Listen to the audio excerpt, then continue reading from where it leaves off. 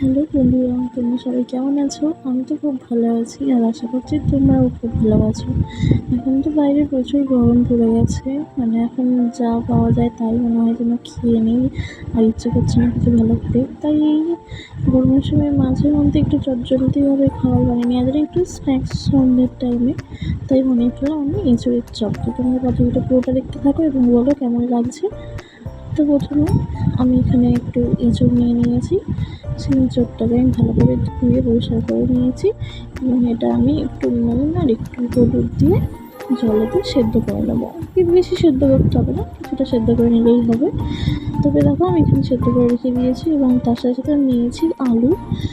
দুটো আলু ইনাফ, দুটো তিনটে আলু ইনাফ। এবং তারপরে আমি সেইগুলোকে সব সেদ্ধ করার পরে আমার হাজব্যান্ড এখানে ছোট্টো ছোট্টো করে ছাড়িয়ে ছাড়িয়ে দিচ্ছে।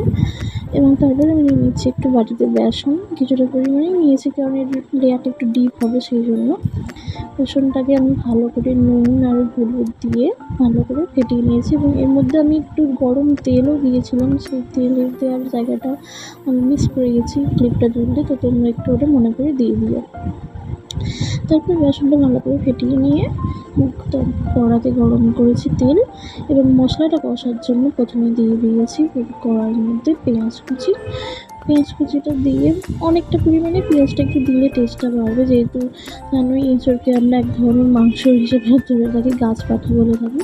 তো মাংসটা ভালো করে কষতেই হবে, তার জন্য পেঁয়াজ দিয়েছি। পেঁয়াজের মধ্যে একটু নুন আর একটু হলুদ দিয়ে দিয়েছি, দিয়ে ভালো করে পেঁয়াজটাকে লাল লাল করে ভেজে নিচ্ছি। দেখে নাও তোমরা এখানে।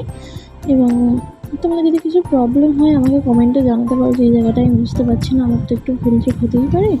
তারপরে দেখো টমেটো দিয়ে দিয়েছি, দুটো টমেটো দিয়েছি, বেশি দিনই তোমাদের ইচ্ছা হচ্ছে তোমরা দিতে পারো টমেটোটা দিয়ে ভালো করে ওটা একটু জলটা যতক্ষণ না বেরিয়ে ভাজাটা হচ্ছে ততক্ষণ করে নিয়েছি। এবং এখানে আমি শিলেতে একটু আদা, কাঁচা লঙ্কা, রসুন একসাথে তিনটেকে নিয়ে বেটে এই মশলাটা নিয়ে দিয়ে দিয়েছি এই ভাজার মধ্যে, পেঁয়াজ ভাজাটার মধ্যে। এবং এই সব কটাকে মাংসের যেমন মশলা কষাতে হয় সেইভাবে ভালো করে কষিয়ে নিয়েছি। এবং যখন দেখবে ভালো করে কষে যাচ্ছে, মশলা থেকে তেল বেরিয়ে আসছে, ঠিক সেই সময় তুমি যে আলুটা সেদ্ধ করে রেখেছিলে সেটা ম্যাশ করে এর মধ্যে দিয়ে দেবে। দেওয়ার পরে ভালো করে মিক্স করে নেবে, এঁচড়টাও দিয়ে দেবে। দিয়ে দেখো আমি খুব সুন্দরভাবে এটা একদম মাখা মাখা করে মিক্স করে নিচ্ছি যতক্ষণ না এটা একটু টাইট ভাব আসছে। টাইট ভাব না হলে তুমি তো হাতে ভালো করে বাইন্ড করতে পারবে না জিনিসটাকে, ভালো করে না পাকটা না জানলে এটা ঠিকঠাক আসবে না, ছেড়ে ছেড়ে যাবে। তো সব কিছু করার পরে আমি গরম মশলা দিয়ে এটাকে নামিয়ে দিয়েছি। এবং তারপরে দেখো আমি এগুলোকে একটু বলের মতন শেপ দিচ্ছি, কোপ্তা যেমন হয় একটু মোটা মোটা ধরনের, বলের মতন করে হাতে করে একটু চেপে চেপে নিয়ে একটা বাটির মধ্যে সব রেখে দিয়েছিলাম এইভাবে। এবং তারপরে আমি যে বাটির মধ্যে সবকটা রেখে দিয়েছিলাম এবং তারপরে আমি একটু হাতের তেল ব্রাশ করে নিয়ে একটা একটা করে যখন ওই বেসনটার মধ্যে দিচ্ছি, দিয়ে তারপরে বেশ গরম তেল করে গরম তেলের মধ্যে একটা একটা করে সব ভেজে নিয়েছি।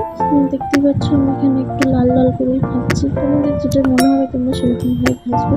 যারা ডিপ ফ্রাইড খেতে চাও তারা, যারা হয়তো একটু হালকা তেল দিয়ে ভাজতে চাও তারা হালকা তেল দিয়েও ভাজতে পারো।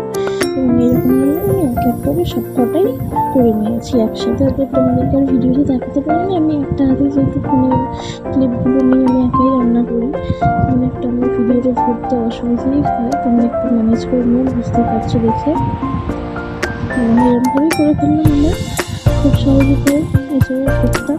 তোমরা এটা খাই বানাও, খাও, খেয়ে দেখো কেমন হয়েছে। সবসময় তো তরকারি খাই, মাঝে মাঝে এরকম ধরনের কিছু খাওয়া দরকার, তারপরে না মুখটা বদলাবে। তো দেখো এবং আমাকে জানাও